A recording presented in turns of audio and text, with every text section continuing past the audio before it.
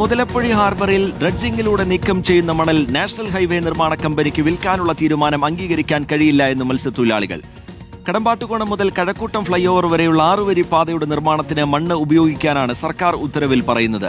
തീരം നഷ്ടപ്പെടുന്ന താഴംപള്ളി മുതൽ അഞ്ചുതെങ്ങ് കോട്ട വരെയുള്ള ഭാഗങ്ങളിൽ മണ്ണ് നിക്ഷേപിക്കണം എന്നാണ് അഞ്ചുതെങ്ങ് തീരസംരക്ഷണ സമിതിയുടെ ആവശ്യം. അരുൺ സോളമൻ വിവരങ്ങളുമായി ചേരുന്നുണ്ട്. അരുൺ, എന്താണ് ഇതുമായി ബന്ധപ്പെട്ടൊരു തർക്കം രൂപപ്പെടാനുള്ള സാഹചര്യം? എന്താണ് മത്സ്യത്തൊഴിലാളികൾ പറയുന്നത്? സർക്കാർ ഉത്തരവിന്റെ ഉള്ളടക്കം എന്തായിരുന്നു?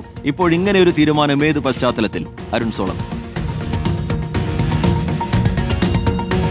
റീജിത്ത്, മുതലപ്പുഴയെ സംബന്ധിച്ച് സംസ്ഥാന സർക്കാരിൻ്റെ അതുപോലെ തന്നെ കേന്ദ്ര സർക്കാരിൻ്റെയും സംയുക്തമായിട്ടുള്ള 177 കോടി രൂപയുടെ പദ്ധതിയാണ് അവിടെ നിലവിൽ ആരംഭിച്ചിരിക്കുന്നത്. അതിൻ്റെ ഭാഗമായിട്ട് അവിടെ മണൽ ഡ്രഡ്ജ് ചെയ്ത് നടന്നുകൊണ്ടിരിക്കുന്നു. ഈ മണൽ ഇപ്പോൾ കുന്നുകൂടി കിടക്കുന്ന ഒരു സാഹചര്യമുണ്ട്. ഇത് അവിടെ നിന്ന് നീക്കം ചെയ്യാൻ വേണ്ടിയിട്ടാണ് സംസ്ഥാന സർക്കാർ NHAയുമായിട്ട് കരാർ ഒപ്പുവെച്ചത്. അതിൻ്റെ ഭാഗമായിട്ട് ഉടനകം NHAയ്ക്ക് ആവശ്യമായിട്ടുള്ള പ്രധാനമായിട്ടും കഴക്കൂട്ടം കടമ്പാട്ടുകുളം മുതൽ ഈ ഭാഗങ്ങളിൽ ഈ 6 വരി പാതയുടെ നിർമ്മാണത്തിന് വേണ്ടിയിട്ട് മാത്രം ഈ മണൽ ഉപയോഗിക്കണം എന്നുള്ളൊരു നിർദ്ദേശമാണ് ഈ ഉത്തരവിൽ പ്രധാനമായിട്ടും ചൂണ്ടിക്കാണിച്ചിരിക്കുന്നത്. മറ്റൊന്ന്, NHA ഈ മണൽ എടുക്കാത്ത പക്ഷം മറ്റ് ടെൻഡർ നടപടികളിലേക്ക് ഉടൻ നീങ്ങുമെന്നുള്ളതും ഈ ഉത്തരവിൽ പ്രധാനമായിട്ടും ചൂണ്ടിക്കാണിച്ചിട്ടുണ്ട്. പക്ഷേ ഇവിടെ പ്രശ്നം എന്താണെന്ന് വെച്ച് കഴിഞ്ഞാൽ കഴിഞ്ഞ കുറേ നാളുകളായിട്ട് അഞ്ചുതെങ്ങിലെ പ്രധാനപ്പെട്ട 5 ഗ്രാമപ്രദേശങ്ങളുണ്ട്. അത് താഴംപള്ളി മുതൽ അഞ്ചുതെങ്ങ് വരെയുള്ള തീരപ്രദേശങ്ങളാണ്. ആ തീരപ്രദേശങ്ങൾ തീരശോഷണം വന്നതിന് ശേഷം അവിടുത്തെ ആളുകൾക്ക് താമസിക്കാൻ കഴിയാത്തൊരു സാഹചര്യമുണ്ട്. മത്സ്യബന്ധനം പോലും വലിയ പ്രതിസന്ധിയിലായിരിക്കുകയാണ്. അവിടെ ഈ മണൽ നിക്ഷേപിക്കണം എന്നുള്ളൊരു ആവശ്യമാണ് നിലവിൽ തീരദേശ സംരക്ഷണ സമിതി മുന്നോട്ട് വച്ചിരിക്കുന്നത്. ഇതിനോടകം തന്നെ